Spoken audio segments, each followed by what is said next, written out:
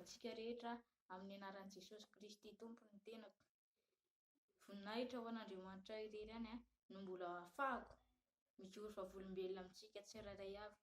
Za zany rehefa tamin'ny 9 juillet dia nampanofy ny tompo. Dia rehefa nampanofy izy dia nahita tohatra lavalava be dia io tohatra io zany misy fahazavana be ny afaran'ny tampon'ilay tohatra.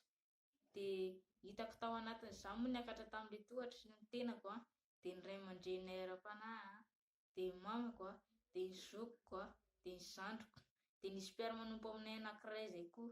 Dia rehefa niakatra tamin'ilay tohatra izay dia tena an'ilay tohatra zany dia tapaka ilay tohatra. Dia ilay mpiara-manompo aminay anankiray zany nilatsaka tany ambany tany. Dia ny anentanako antsika zany mijoroa tsara dia miorena tsara. Dia voninahitra dia averina amin'Andriamanitra irery any.